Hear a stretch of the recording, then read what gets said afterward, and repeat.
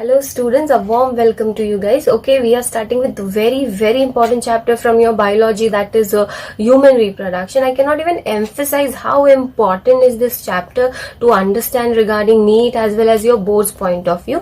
But you guys don't need to worry because we will do every great detail in this chapter. We will be covering all concepts that could be asked in your boards as well as in your needs.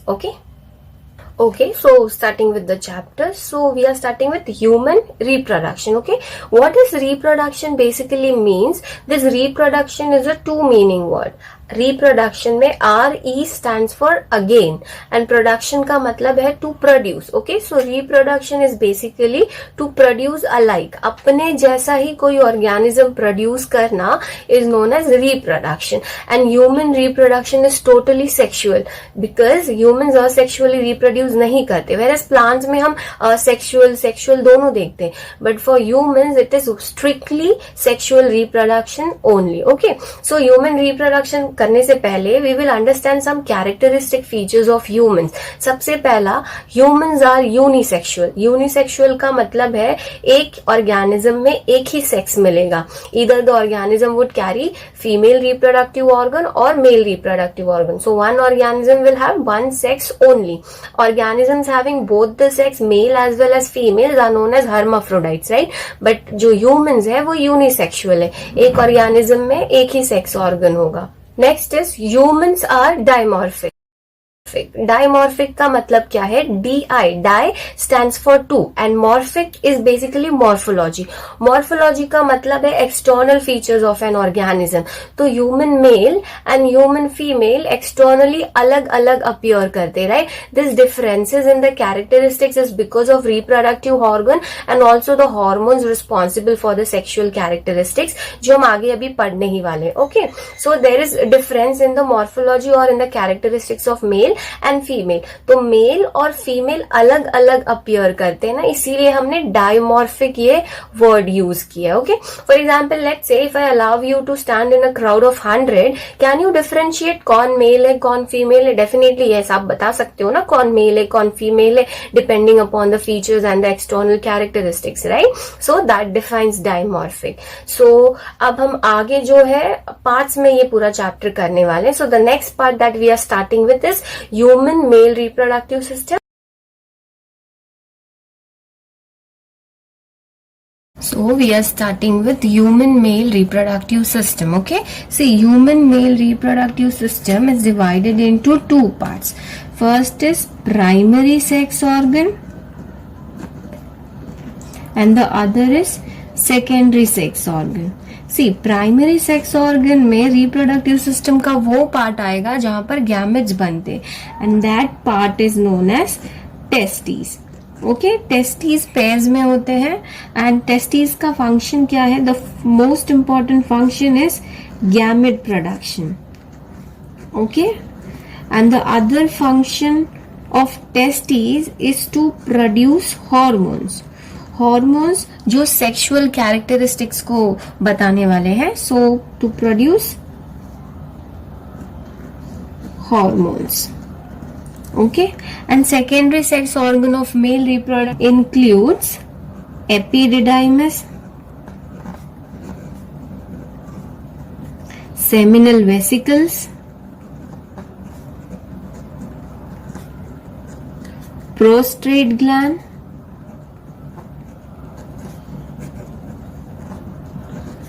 Cowper's gland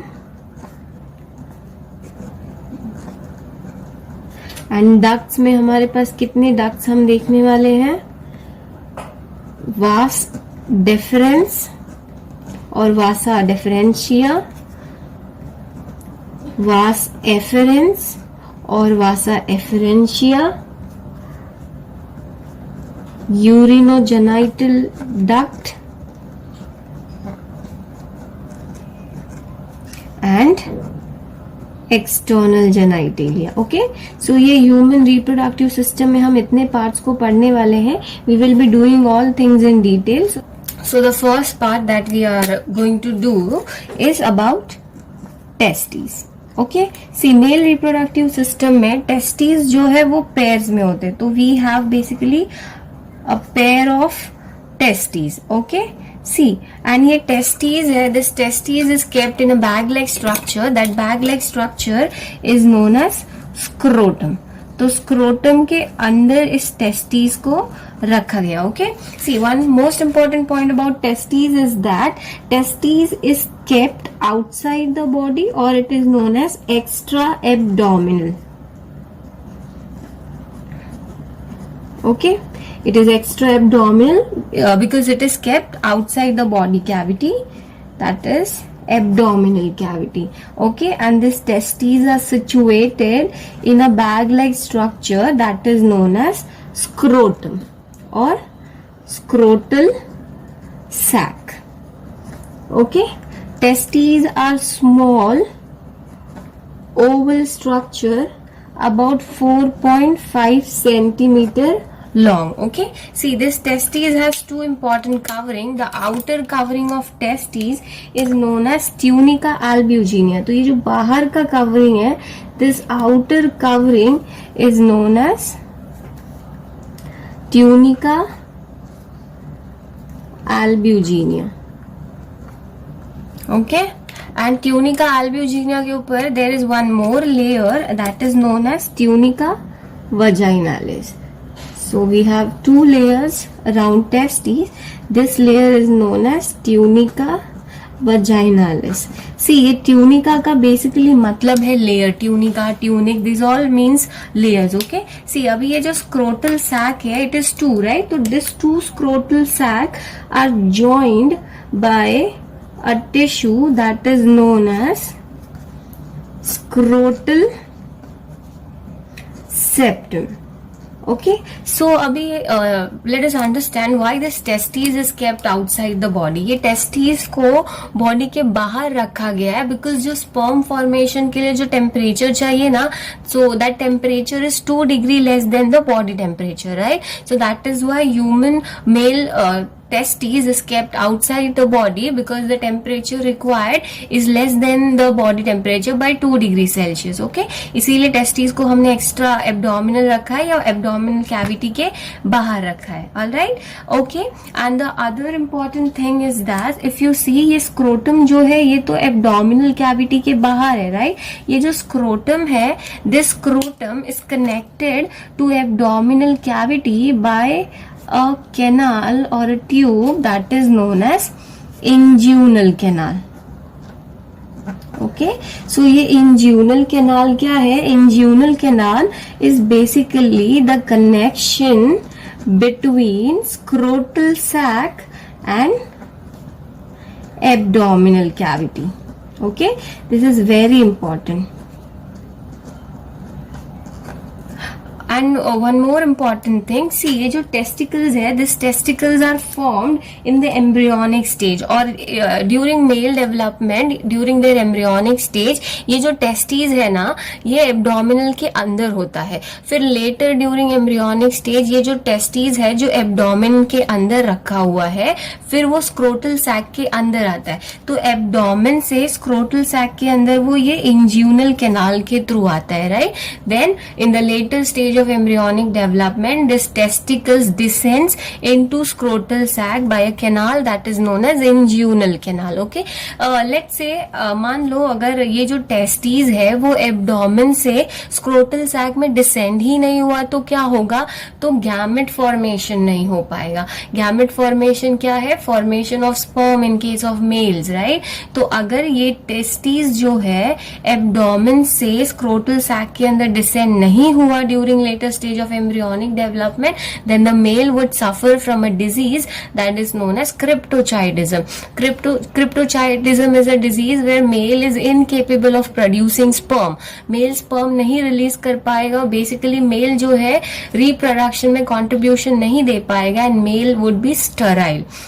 So why it is important for testes to descend into this scrotal sac? Because we know testes जो है वो हमारा sperm formation करता है, right? और testes को body से 2 degree कम temperature चाहिए. Testes cannot make sperm at our normal body temperature, right? That is why testes is kept extra abdominally. So अगर testes descend नहीं होगा तो there is no formation of sperm in the body. Okay? So let's say अब ये जो testes है ये scrotal sac में descend हो चुका है तो हमें ये टेस्टिस को फिक्स करना है स्क्रोटल सैक के अंदर, right?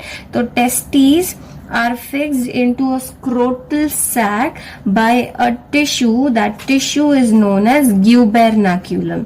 So gubernaculum basically fixes testes into the scrotal sac. Okay, so other than this, जो ये जो testes रखने के बाद अब ये जो scrotal sac में ये खाली जगह है ना, इस खाली जगह में there is a liquid that is filled inside this, and this empty space or the cavity inside scrotal sac is known as vaginal coelom. Okay, and this vaginal coelom of scrotal sac is filled with a fluid that is known as hydrocele. Okay, ये hydrocele जो है testis को protect करता है from any kind of mechanical injuries. Okay, and one more thing about this testis is that one testis is slightly lower than the other testis, basically to prevent the squeezing of two testis during certain mechanical injury और the other thing. Okay, अब हमने ये तो देख लिया कि testis को 2 degree कम temperature चाहिए बॉडी से स्पर्म बनाने के लिए, right?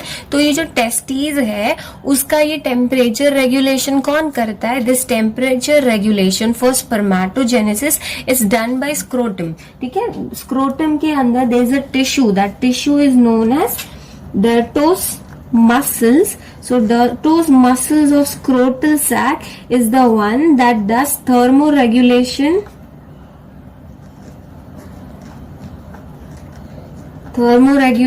for spermatogenesis. Okay, this is very very important.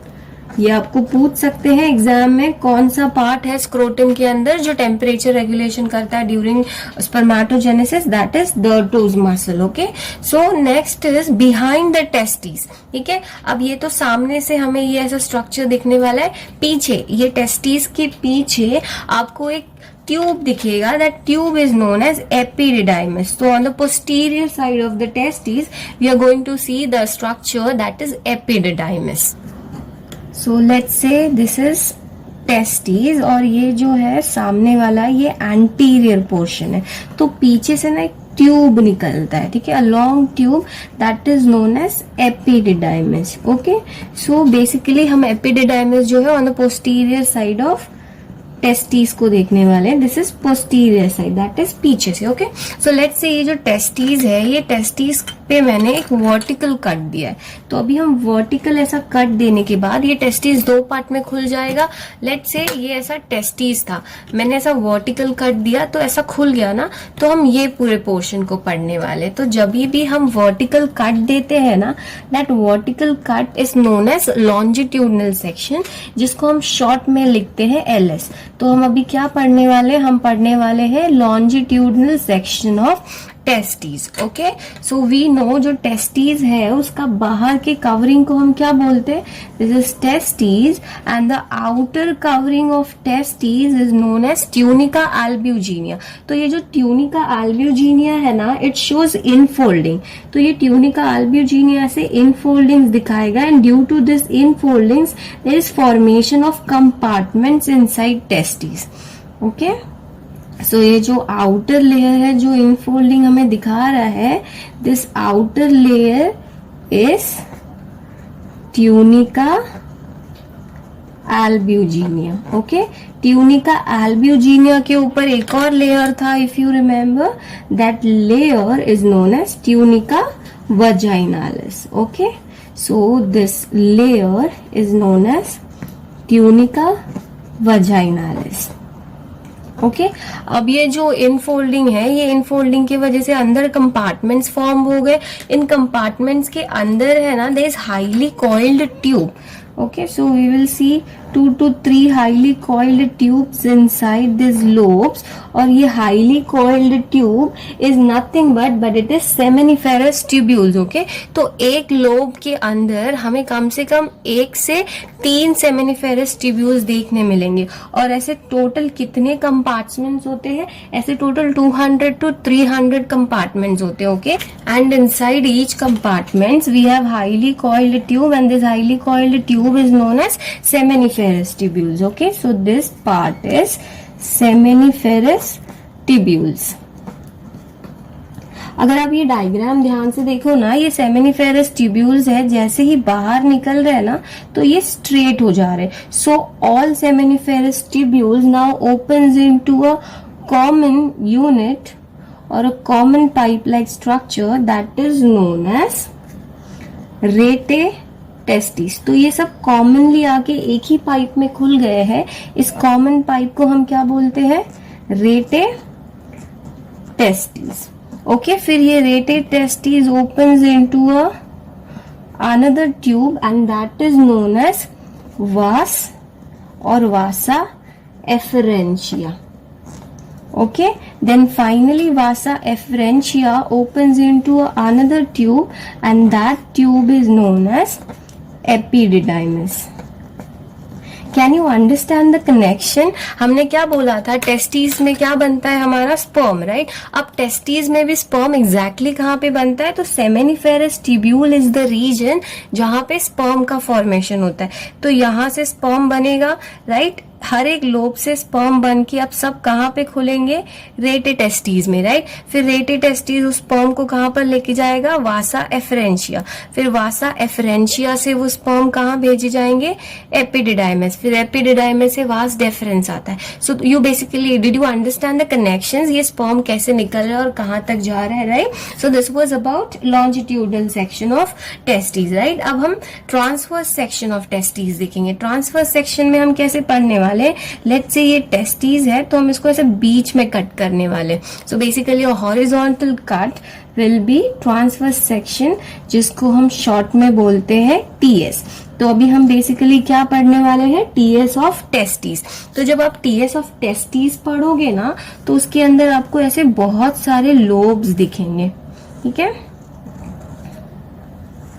And this all lobes basically इसी की बात हो रही है. ये ऐसा कट गया है ना ट्रांसवर्स सेक्शन में, तो हमें ये ऐसा स्पेरिकल शेप स्ट्रक्चर दिखेगा. This spherical shape structure is nothing but this is your seminiferous tubules. Okay, and this each seminiferous tubules are joined by a tissue, basically a connective tissue that joins all seminiferous tubules together, and this connective tissue is known as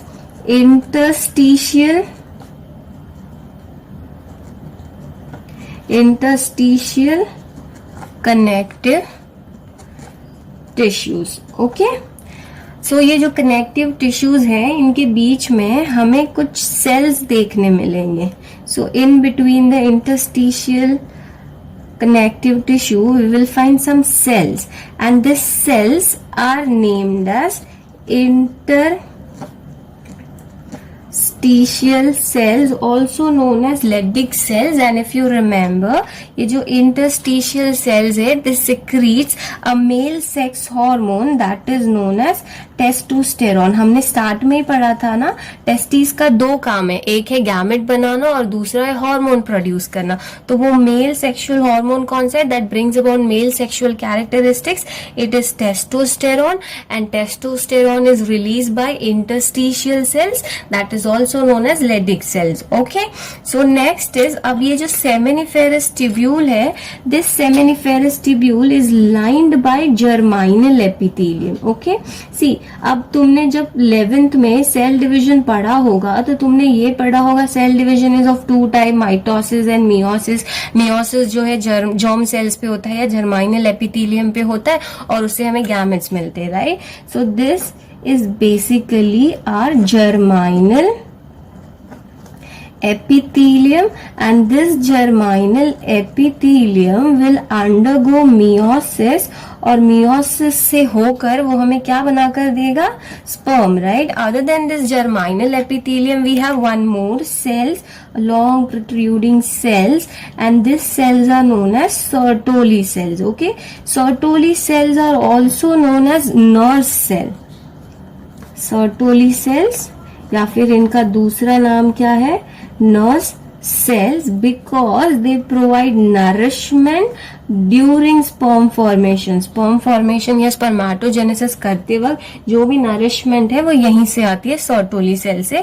that is why they are also known as nerve cell. Okay, so this is basically the transfer section of TS. Remember TS of testis में हमने क्या क्या देखा है, हमने देखा जो seminiferous tubules है वो सारे ज्वाइंट होते हैं by a tissue that is known as interstitial connective tissues. In between the interstitial connective tissues we will see interstitial cells. Interstitial cells are also known as Leydig cell that is going to secrete male sex hormone that is testosterone. Okay, other than this we have germinal epithelium which will undergo meiosis and this will form sperm, and Sertoli cells provide nourishment during sperm formation. Okay, so हमने testis के बारे में काफी कुछ देख लिया है. सो ये जो टेस्टिस है हमें ये भी पता है टेस्टिस के पीछे साइड से क्या निकलने वाला है, एपिडिडाइमिस. ओके, सो यहाँ से अब हमारा शुरू होने वाला है epididymis that is on the posterior side of your testis. Right, see this epididymis is divided into 3 part. ये जो टॉप पार्ट है ना, the head part of epididymis is known as caput epididymis. Okay, caput और the head part. और ये जो middle का part है, this middle part is known as corpus. Corpus या फिर इसको क्या बोलते हैं हम, body. And the tail part is known as cauda. Cauda का मतलब ही टेल होता है ना, सो कॉर्डा और द टेल पार्ट. तो ये जो एपिडिडाइमिस है हमारा, इसी को हमने लोकेशन के हिसाब से अलग अलग नाम दे दिया. Okay, now cauda epididymis is the region where sperm is stored. Sperm is stored for about 18 to 24 hours. Okay, and यहाँ पे this is also the important place where sperm attains its physiological maturity. Okay, उसके अंदर motility and ये सारी चीजें finally आ जाती है. तो it attains physiological maturity at cauda region of the epididymis. This is very important. Okay, so अब हम मेल रिप्रोडक्टिव सिस्टम को कंप्लीटली पढ़ लेते हैं. Okay, so the main part और the primary sex organ for male reproductive system is testes. Okay, so I'll draw a pair of testes, and this testes is kept in a bag like structure. That bag like structure is known as scrotum. Okay, for our convenience मैंने ये scrotum को दूर दूर बताया, but actually they are close to each other and joined by a scrotal septum. This we know, right? So this is testes. ठीक है, और ये bag like structure is scrotum. And we know this, ये testis को fix किया है inside scrotal sac by a tissue that is known as gubernaculum. Okay, see अब ये जो टेस्टिस है इसके पोस्टीरियर साइड से मैंने आपको बताया था एक डक्ट निकल रहा है, that duct is known as epididymis. Okay, so this is basically the epididymis. ये एपिडिडाइमिस की एंड से एक ट्यूब एक्सटेंड होता है एंड इस ट्यूब को हम बोलते हैं vasa deferens. If you remember, जो मैंने कनेक्शन बताया था आपको टीएस ऑफ टेस्टिस में, सेमिनिफेरस ट्यूब्यूल था. Seminiferous tubules opens into rete testis. Rete testis opens into vas efferens. Vas efferens opens into epididymis. Now epididymis opens into vas deferens. Okay, so next अभी ये tube जो हमने draw कर लिया, ये दोनों साइड से होगा, मैं एक ही साइड से आपको ड्रॉ करके बता रही हूँ. ओके, अब ये जो ट्यूब है, ये इतना पार्ट, ये तो हमारा आउटसाइड द एब्डोमेन है, और ये जो वास आपका वास डेफरेंस है वो अभी एब्डोमिनल कैविटी के अंदर जा रहा है. अगर स्क्रोटम से एब्डोमिनल कैविटी के अंदर जा रहा है तो वो कौन से कैनाल के थ्रू जाएगा, inguinal canal. Right, so this tube is known as vas deferens. Okay, and vas deferens ascends into abdominal cavity through inguinal canal, right? Through inguinal canal. Okay, the one I am drawing is basically urinary bladder. Okay, ये so this urinary bladder is not the part of reproductive system. Urinary bladder is the part of excretory system. Okay, so ये जो हमारा part है, it is urinary bladder, and this urinary bladder opens into urethra. तो ये वाला part हमारा क्या है, urethra. अब ये जो वास डेफरेंस है ना वो थोड़ा सा ऐसा कॉइल हो जाएगा, ओके। तो ऐसा कॉइल होके आपको यहाँ पे एक स्वेलिंग देखने मिलेगा and that swelling part is known as ampulla, okay.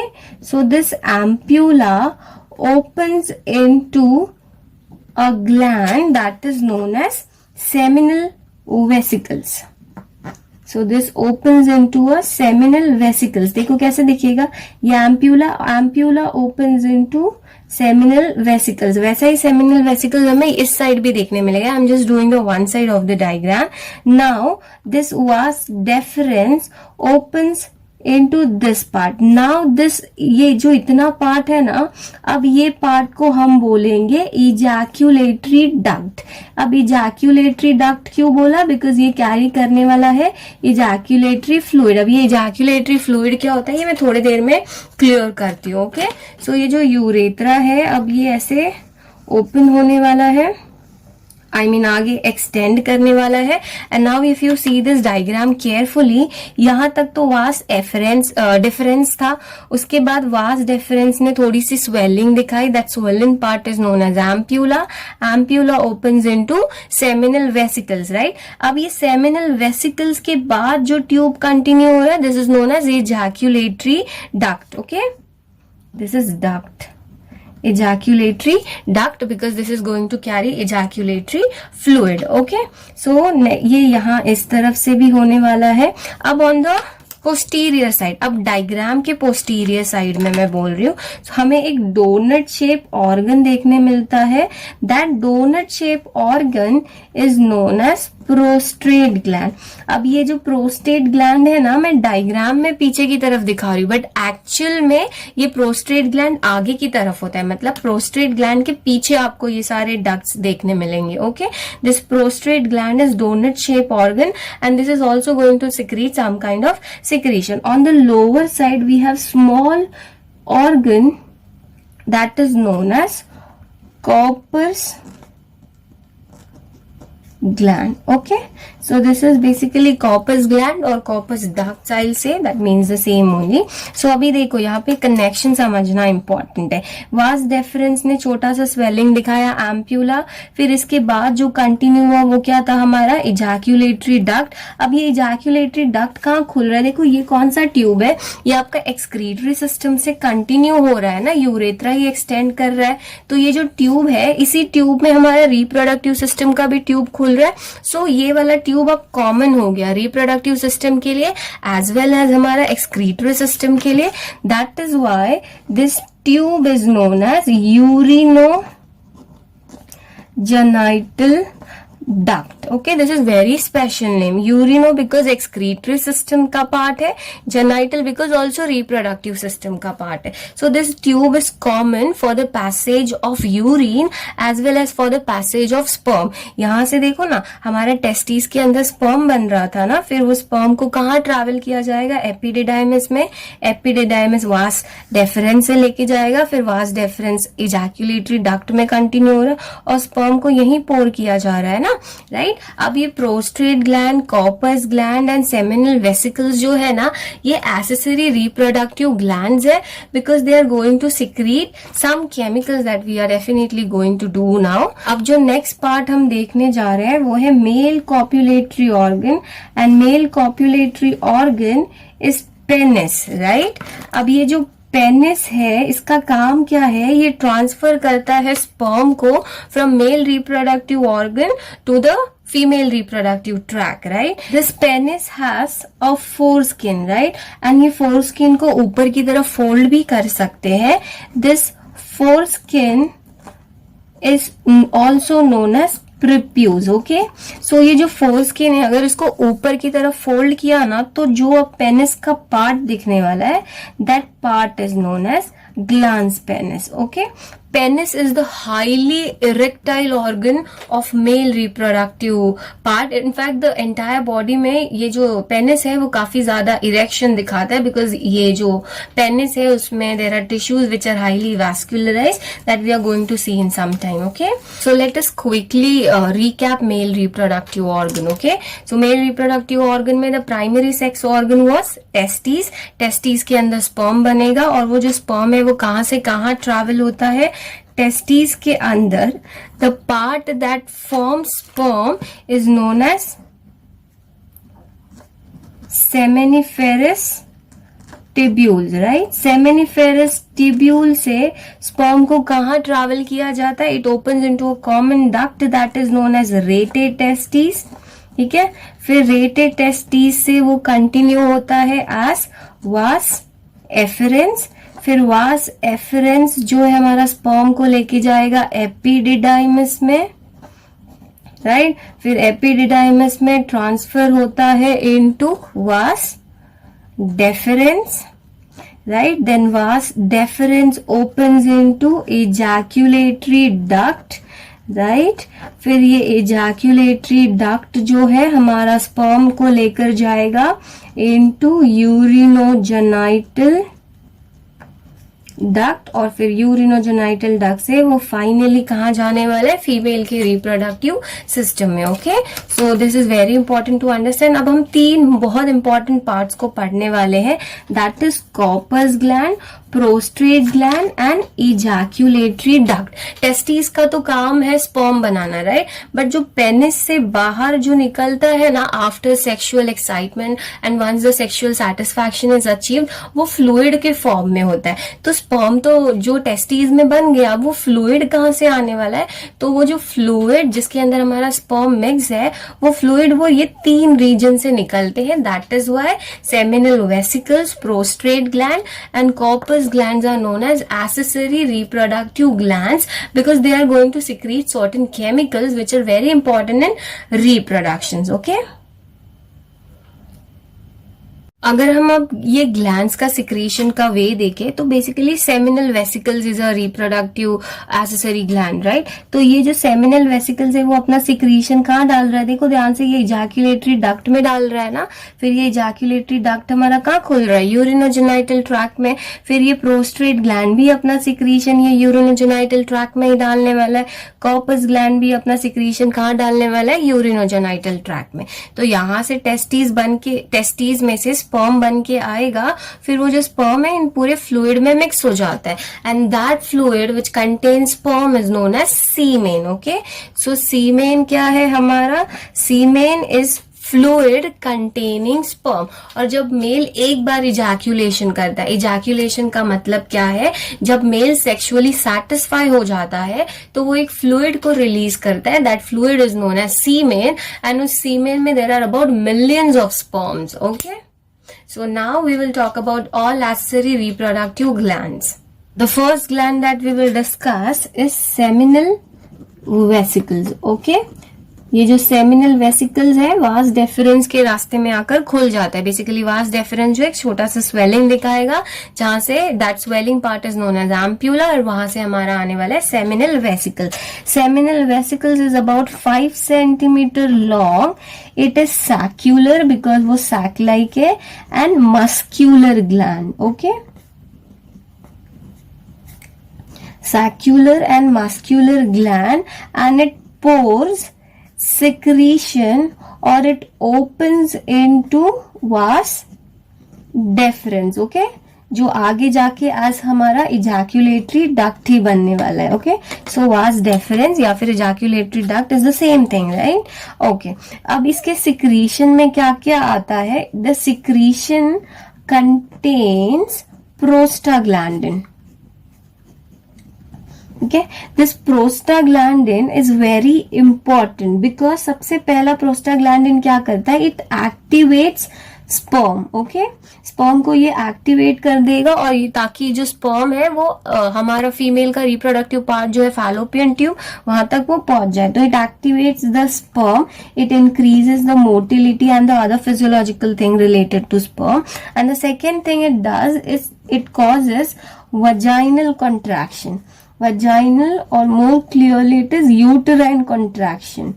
Okay, तो ये यूटराइन कॉन्ट्रैक्शन करवाएगा यूटराइन वॉल पे एक्ट करके, और ये यूटराइन कॉन्ट्रैक्शन की वजह से क्या होता है, this helps the sperm to swim up to the fertilisation region. Fertilisation region is the Fallopian tube. Okay, तो फैलोपियन ट्यूब के अंदर जहां पे भी ओवम रखा है, that basically the part is known as fertilisation region. Okay, and also the most important thing is जो seminal vesicles है, the secretion of seminal vesicles contains fructose. अब ये fructose is energy source for sperm. Okay, अब ये जो sperm है, जब तक मेल रिप्रोडक्टिव सिस्टम है तब तक मेल रिप्रोडक्टिव सिस्टम उसका सारा नरिशमेंट का काम कर रहा है, राइट.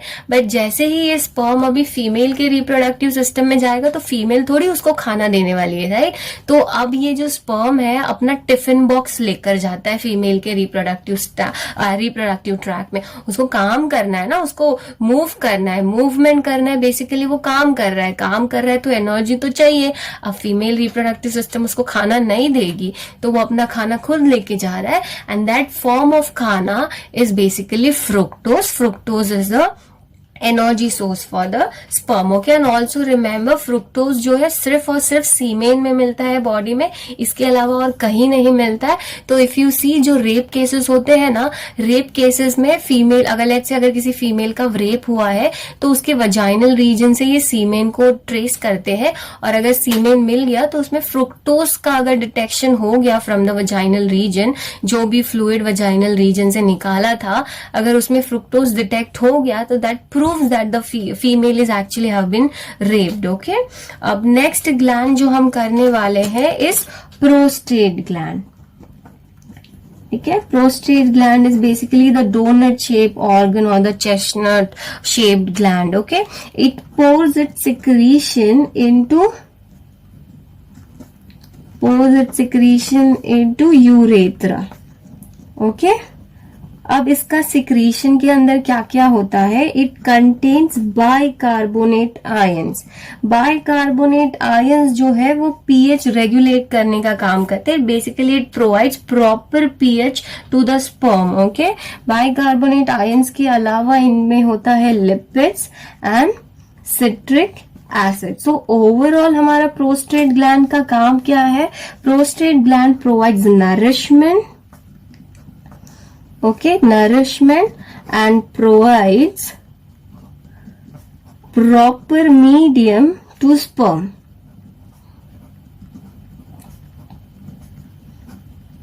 ओके, तो सीमेन का अगर आपको लेट्स से पीएच अगर कभी पूछ लिया एग्जाम में तो याद रख लेना, सीमेन का पीएच इज 7.4, और ये पीएच रेगुलेशन का काम जो है प्रोस्टेट ग्लैंड ही करता है. And one more important thing, जो फीमेल का वजाइनल रीजन है ना, that is slightly acidic. Female के वजाइनल रीजन को एसिडिक रखा जाता है to prevent bacterial and fungal infections. Okay, तो ये जो स्पर्म है ना, अगर फीमेल के एसिडिक रीजन में आएंगे तो वो मर जाएंगे, राइट. तो दैट इज वाई ये जो प्रोस्टेट ग्लैंड है, इसका सिक्रीशन जो है फीमेल का जो vaginal region which is acidic उसको न्यूट्रलाइज कर देता है, ताकि जो फर्टिलाइजेशन है वो प्रॉपरली हो जाए. ओके, अब जो थर्ड ग्लैंड हम पढ़ने जा रहे हैं, that third gland is Cowper's gland. So the third gland which we are going to do is corpus gland. Okay, corpus gland जो है वो रिलीज करता है mucus, and this mucus helps in lubrication during copulation. During copulation event में, अब basically कॉप्यूलेशन क्या है, अब इतना समझ लो, पॉपुलेशन बढ़ाने के लिए जो काम करते हैं वही copulation. Basically sexual intercourse is known as copulation. Okay, तो जो पेनिस है वो वजाइनल रीजन में जाने वाला है, राइट. तो ये पेनिस वजाइनल रीजन में अच्छे से इंसर्ट हो जाए उसके लिए कॉर्पस ग्लैंड जो एक ल्यूब्रिकेटिंग फ्लूइड रिलीज करता है, जो वजाइनल रीजन को काफी स्मूथ एंड स्लिपरी कर देता है, जिससे पेनिस का जो अंदर इंसर्शन है वो काफी अच्छे से हो जाए. ओके, सो नेक्स्ट अभी हम ओवरऑल अगर सीमेन की बात करें, सीमेन क्या है, हमारा फ्लूइड कंटेनिंग स्पर्म, राइट. तो यहाँ पे 10% जो है वो सीमेन है, रेस्ट हमारा 90% जो है वो है सिक्रीशन फ्रॉम द ग्लैंड्स, और जो मेन सिक्रीशन है वो आता है सेमिनल वेसिकल से. Please remember this. Okay, so the main secretion is from seminal vesicles. Now one more thing, I told you that penis is the highly highly erectile tissue, right. Penis जो है वो उसके अंदर इतना erection है due to two tissues, corpus cavernosa and corpus spongiosum. I draw. So यहाँ पे मैं जो है टीएस ऑफ पेनिस बना रही हूँ. टीएस ऑफ पेनिस बेसिकली ये जो पेनिस है हमने उसको ऐसे कट कर दिया, ऐसे कट करके सीधा करके फिर हम पढ़ रहे हैं, राइट. तो इसके अंदर हमें दो टिश्यूज देखने मिलेंगे एंड दैट टिश्यूज, ये वाला जो टिश्यू पार्ट है it is corpus cavernosa. Okay, and there is one more tissue inside. This is known as corpus spongiosum. Okay, corpus cavernosa and corpus spongiosum are highly erectile because यहाँ पे जो blood supply है वो काफी rich है, तो it is highly vascularized and highly erectile tissue. Okay, इसके अंदर we will see pores like this, right. And ये जो कॉर्पस स्पॉन्जियोसम है इसके अंदर ओपनिंग है and this opening is basically urinogenital duct. Okay, तो ये वाला जो पार्ट है वो है हमारा यूरिनोजेनाइटल डक्ट. और साइड में पूरे क्या भरे होंगे, साइड में होंगे कनेक्टिव टिश्यूज. अभी यहाँ पे एक चीज याद रखना, यूरिनोजेनाइटल डक्ट जो है वो कहाँ से पास हो रहा है, कॉर्पस स्पॉन्जियोसम. पेनिस के अंदर इतनी ज्यादा इरेक्शन की एक्टिविटी क्यों है, because it is made up of highly vascularise and erectile tissue that is known as corpora cavernosa और कॉर्पस कैवर्नोसा और कॉर्पस स्पॉन्जियोसम. ओके, सी ये इरेक्शन का बेसिकली मतलब क्या है. नॉर्मल स्टेट में जो पेनिस है, जब कोई भी सेक्सुअल एक्साइटमेंट नहीं है मेल के अंदर, normal shape is this, right. Let's say अगर मेल सेक्सुअली एक्साइट हो गया तो ये जो पोजीशन है पेनिस का वो चेंज हो जाता है, penis become straight, right. And that straight activity हो जाना is basically erection. Okay, so in this part we have finally finished with the male reproductive system. The next part that we will be doing is female reproductive system.